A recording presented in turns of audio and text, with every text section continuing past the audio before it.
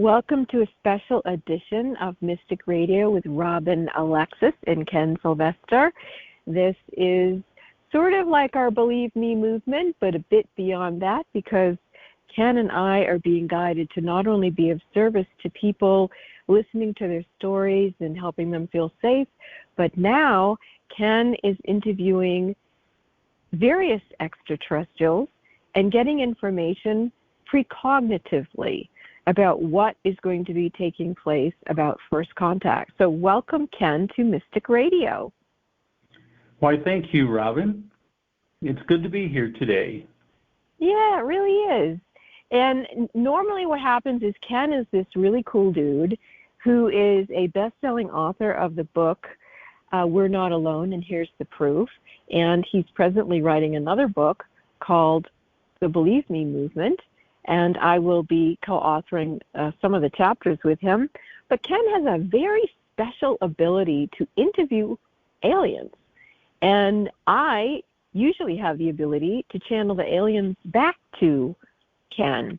And it does require me to be pretty settled down inside of myself, and I'm not 100% there today. But I'm sure as Ken and I continue in conversation, we will get to that spot of clarity. So let's just take another little moment here, Ken, for my energy to settle down. Okay, here comes several different aliens who want to speak today.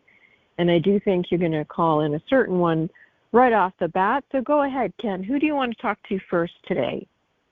Yes, our most informative and friendly alien, Beanie. Okay, and for people who don't know Beanie, can you tell people what race he's from? Yes, Beanie is from the Ebens, E-B-E-N-S. Okay. And we've been communicating with him now for well over a year. Okay. So let's see what you're going to ask Beanie.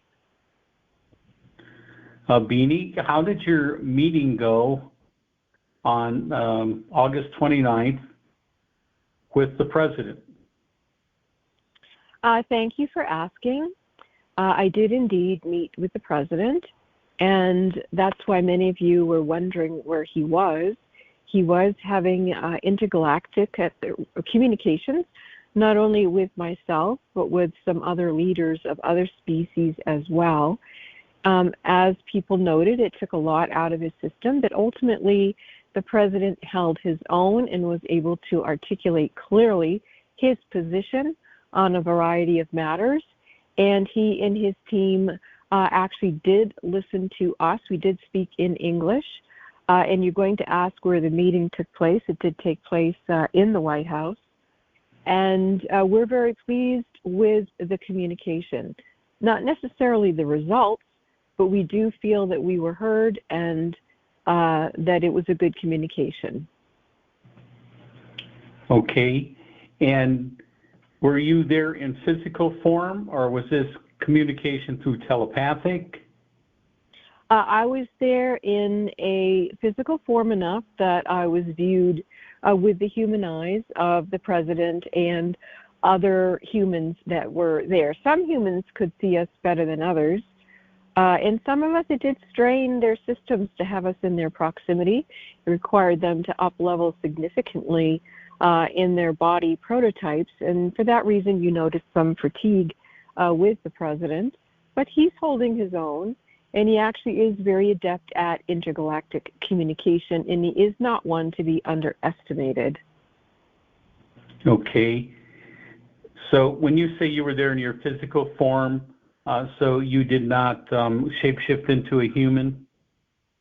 Oh, I was in my Eben form, which is a variant of the human form.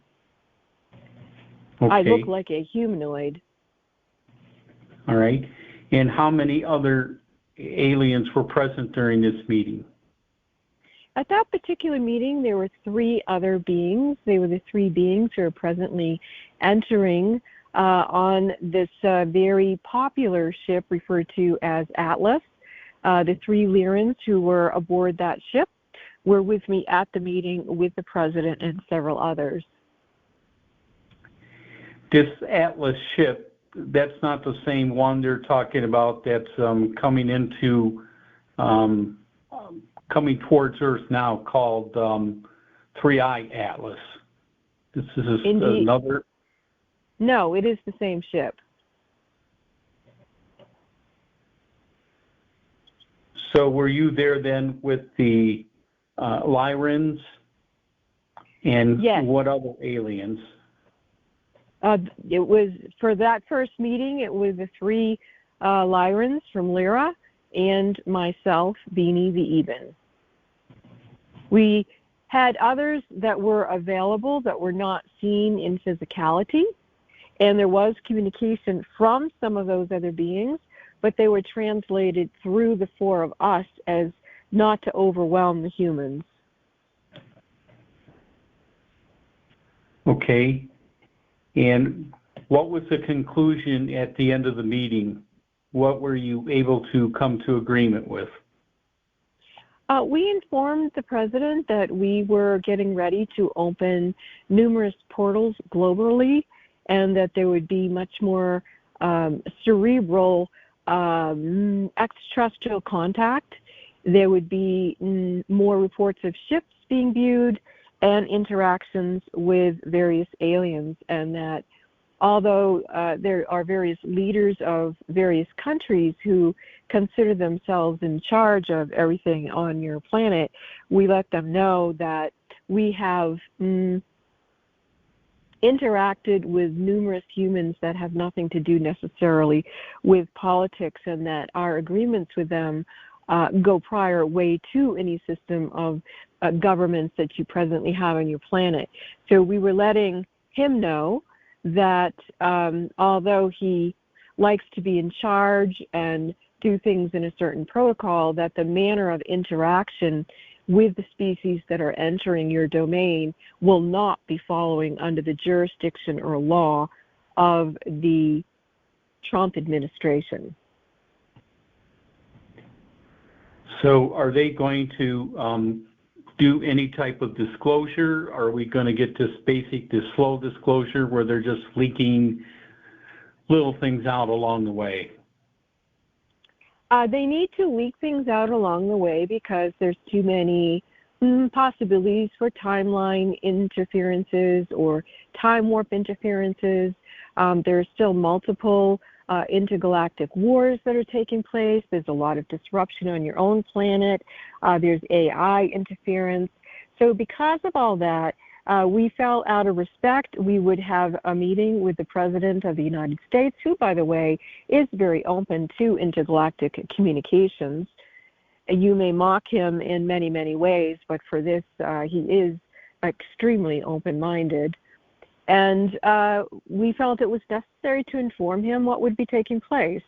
Now, whether it's appropriate for you and Robin, who are also receiving this data, to be sharing it publicly, that's something that you can discern towards the end of this particular podcast that you're recording.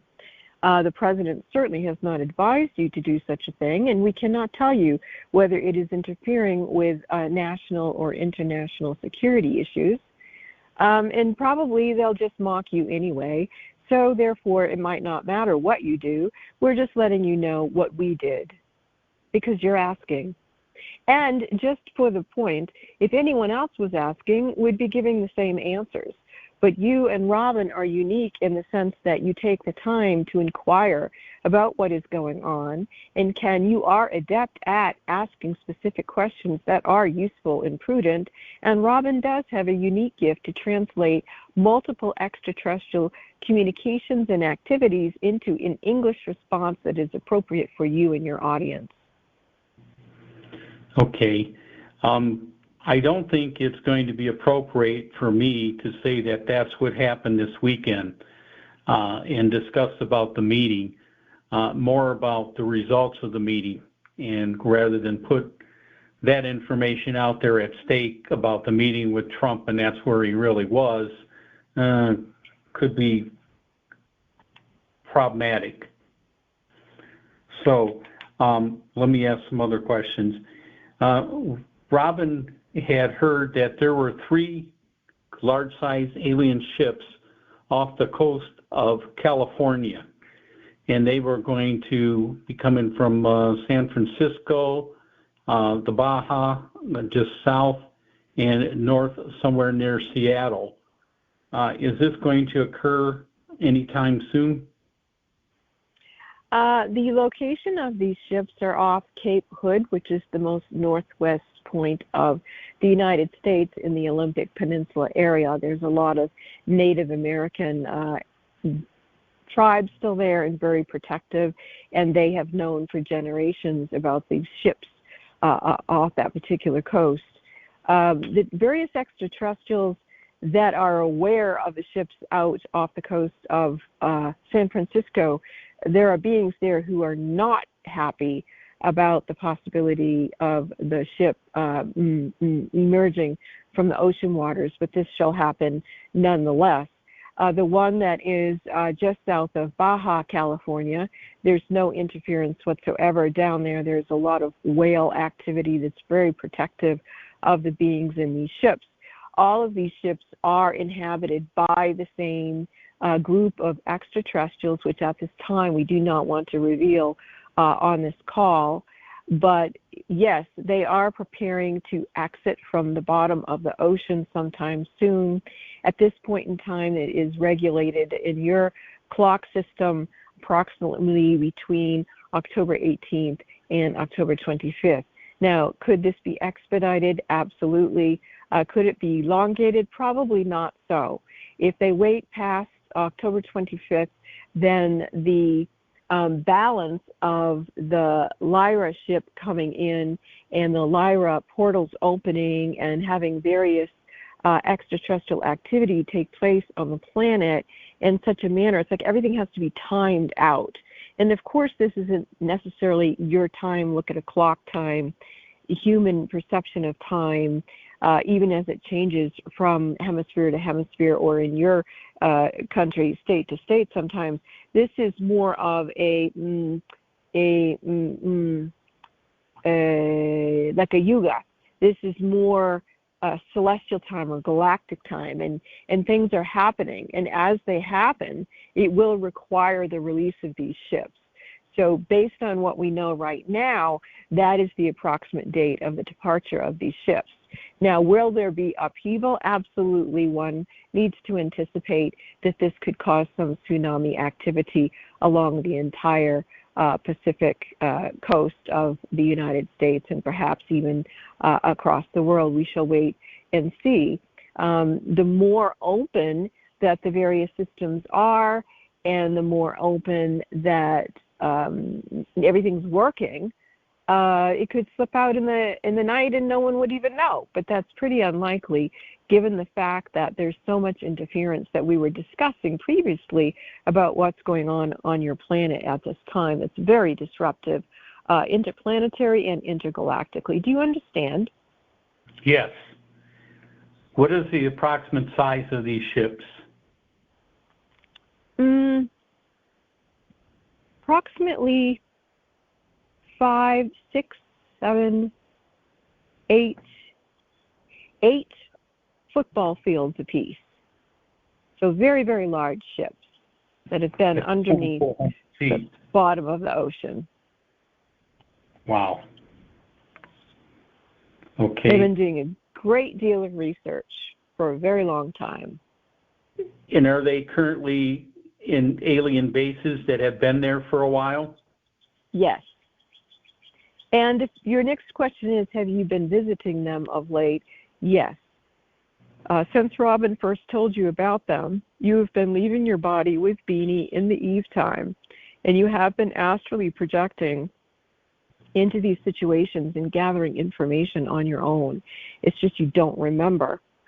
At some point you will remember, but so far your energy system is not adept enough to remember what you're doing. Okay. So is the purpose of these three coming out, if it's done at the nighttime, they're not likely to be noticed except for the waves that they cause. Is this something we want people to see? Probably people will see them. It's too big a jolt, and there will be lights, there may be radiation, there will be wavelength patterns, there could be disruption to satellite activity. So it's highly unlikely that they would leave and not have some sort of resonance that would be noted.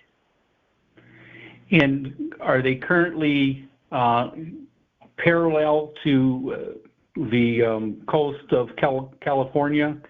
So and they're Washington. longer rather than wider? This is correct.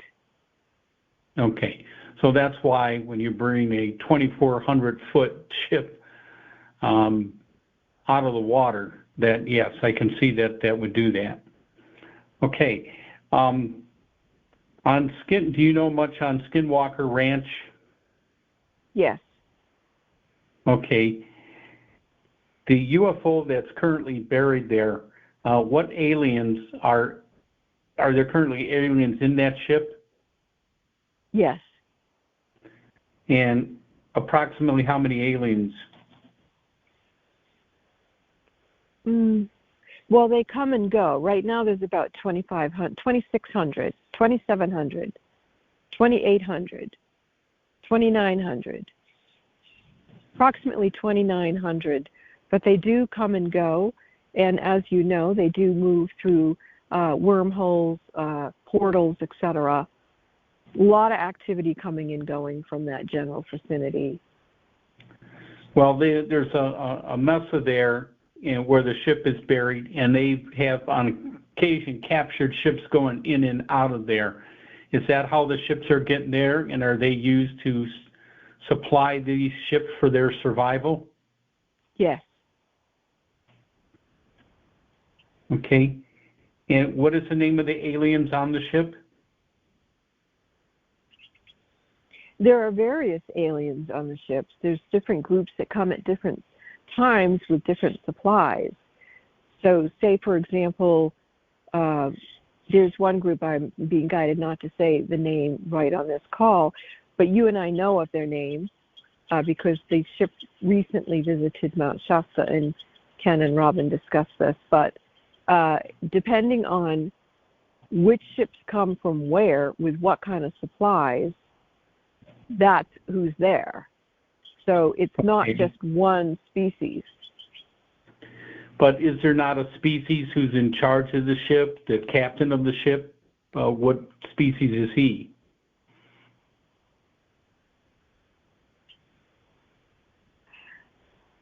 Well, he presently is referred to as an Octuran, but he's actually what's called a multiple conception one, which means that depending on what he needs to shift into, he can relocate the data in his biological suit and take on the ascendant qualifications of the embodiment of a particular species that is the most useful at any point in time with what's taking place at that particular base.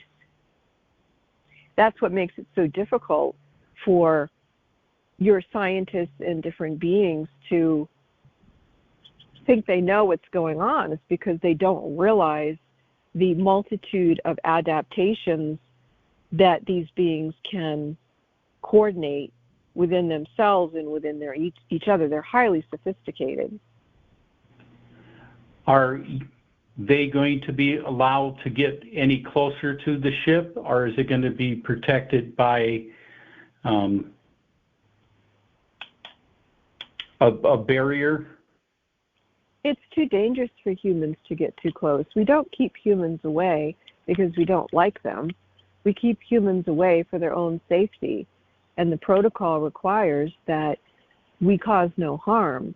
So if we knowingly allow humans to come close to us and then they are blown to bits, then we are seen as hostile. And if we create a barrier, then they're also confused and think that we are being hostile. But the truth is, we know the coordinates and we know safety measures. And they don't know what they don't know, and they don't even have the capacity to begin to know what they don't know. And so it's impossible for us to educate them or assimilate their algorithms or their adamantine particles. into such a formulation that they could have direct communication with us at this particular location. This is part of the reason why it's so important that as the Lyra ship approaches and these different portals open up and different ships come in, that they can begin to work with the different species of human or different species of human hybrid and help them build bridges of adamantine particles so that they can have communication with various other species, even if they don't genetically carry that particular species DNA. It's sort of like the way that a human takes them a while to realize they can communicate to their pet, and then eventually they realize they can communicate with their pet. That's what it's like with human to extraterrestrial. Eventually they realize they can communicate, and whether they are that extraterrestrial DNA composition or not doesn't mean that they can't have coherent communication. Do you understand? Definitely. So the biggest danger would be they get too close and radiation could be released? Well, your folks call it radiation. We might call it something different. But because of your language skills and the bandwidth of your comprehension of definition of experiences, you would refer to it as radiation. And it could potentially make you sick. It could create burns. It could create nausea. It could create post-traumatic stress syndrome. And so that's not our goal, to injure you. Our goal is to help you move into a place where you don't feel that you need to weaponize yourself against other species, but rather find a cohesive strand of algorithm where communication can begin and we can all understand one another and come together in what you would call unity to create beneficence both on this planet and on other planets as well. Do you understand? Yes. Now, they plan to, next year, to excavate that site. What can you do to stop them? Are you going to do anything to prevent them from total excavation so they would expose that ship? If at that time it's appropriate timing for it to be exposed, it will be exposed. Otherwise, they'll simply be digging and not discover anything. They will be given a false hologram. So the government's not going to try and prevent them from achieving this, because that obviously would then prove that alien life exists, which the government keeps denying. Even this Atlas thing, they just shut down around the world any further data from being released as they discover more and more that is truly an alien ship.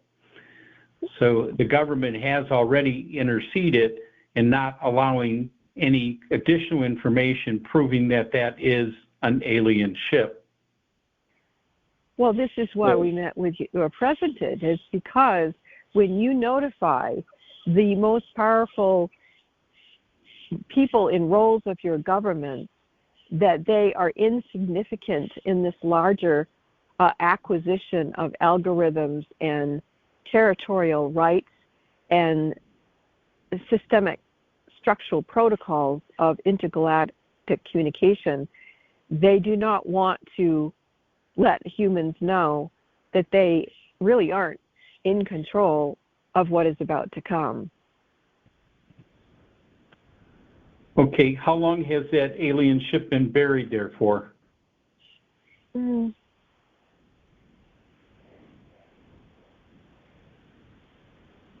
I think I'm hearing since the Iron Ages, but I don't know that there are Iron Ages. So, but something about iron. Can you translate that into our calendar in human years?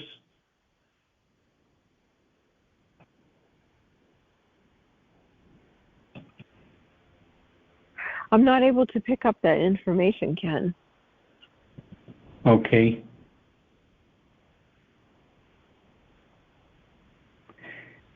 Are the aliens creating the paranormal activity that is constantly there as a distraction to keep him from getting closer to digging out that UFO? No, those are not benevolent beings who are utilizing the force field and disturbing the protocol of communication that was meant to exist. So they are tricksters. They are distractions. So they're trying to run interference? Yes. And what is the bubble they're calling? It's a 2,000-foot diameter above and below ground. That seems like, is that a portal of some kind? And they haven't been able to penetrate it. They've used rockets and all kinds of things. So what is the bubble? It's a sphere. It's a sphere similar to what in your genetics you would refer to as mitochondrial DNA, the circular DNA that then is responsible to create human DNA. That is a mitochondrial DNA sphere that protects the various life forces of the various beings that come and go in that facility. So it would be referred to as a multiple conception one mitochondrial DNA sphere that allows for sustenance of all hybrids and variants of extraterrestrial activity that comes and goes there to be fed energetically what they need to exist, not only as one form, but if they should decide to alter into a different manifestation, such as you were talking about the captain of the ship, what species he was, and I told you presently he's Octuran, but he can shapeshift into something else. The reason why he can do that is because of this sphere. How did this ship originally get stuck where it's at and buried where it's at? Well, it came there in, there were pre-scouting teams of ships that came in and realized that that particular location on the planet was prudent to lodge this scientific base, the ship there. So we knew exactly what we were doing when we selected this site. So is it currently an alien base? Yes. And it has been an alien base, and that's how you set it up? Yes.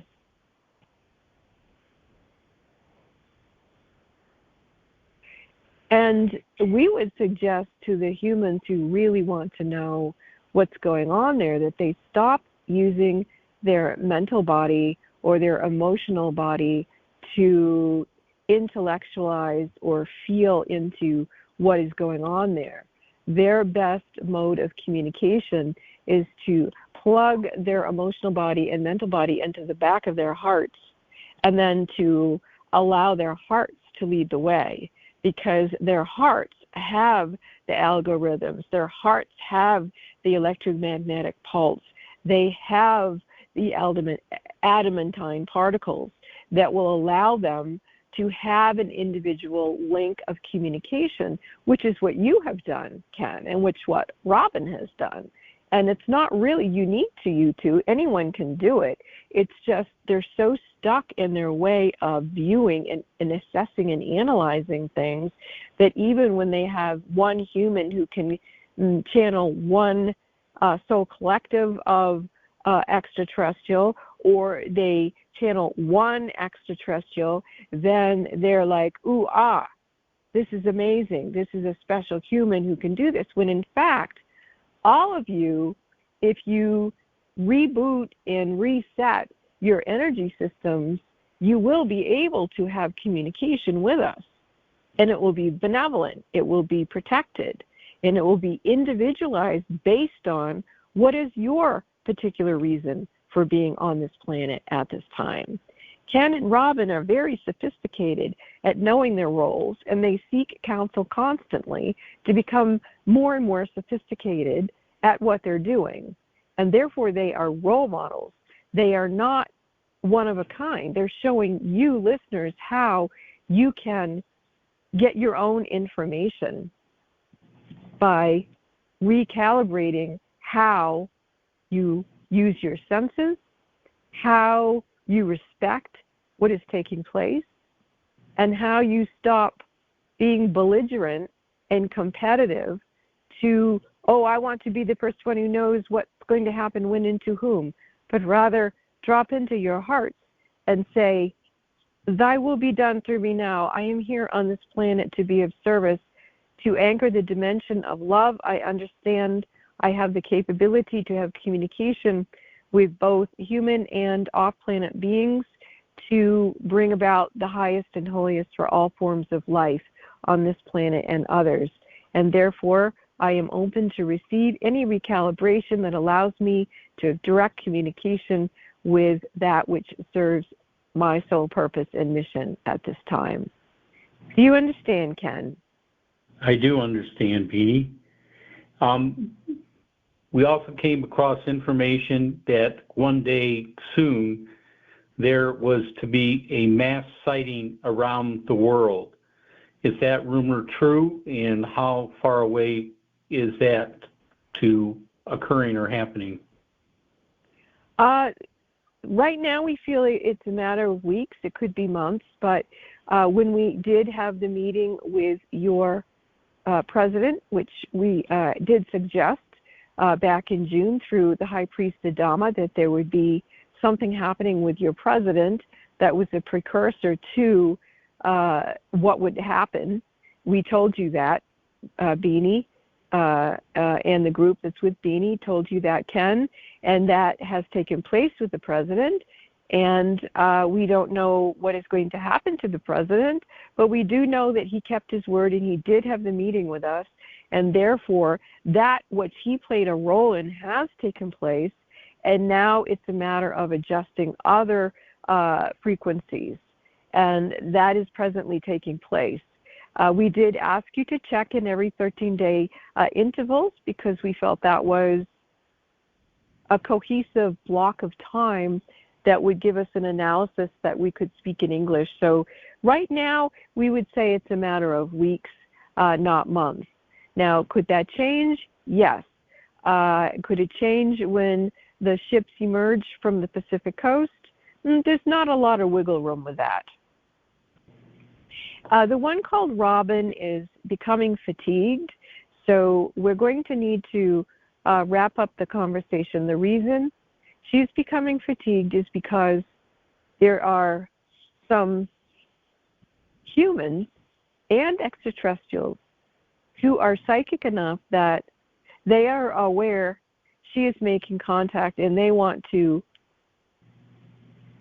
steal this information and this ability and be knockoffs of it and put it out into the world. As you know, your internet and such has been read, and this is being listened to. And so if you are going to release this information, you would want to do it as soon as possible because there will be others pretending that they are you. There is someone that has already knocked off Robin's website and is pretending to be her. And there is someone who has knocked off the Believe Me Movement YouTube channel and pretending they are your brother and Ken and Robin. And this is basically what you might call your artificial intelligence, but they are trying to get ahead of the teachings because they want people to think that they are the one and only. They do not want to share, whereas the teachings that I give you, Robin and Ken, is to let people know that everyone has the ability to communicate by adapting their own energetics. As this system is dangerous at this point, we ask for protection for Robin. Ken, you are holding your own. And we are going to end this Mystic Radio show at this time. So, can I ask one more question? No, not right now. we need to do over and out, and you can ask it We need to later. protect Robin. Yeah, after. Okay, over and out for now, Ken, and thank you, Beanie, and anyone else who was with us. Over and out.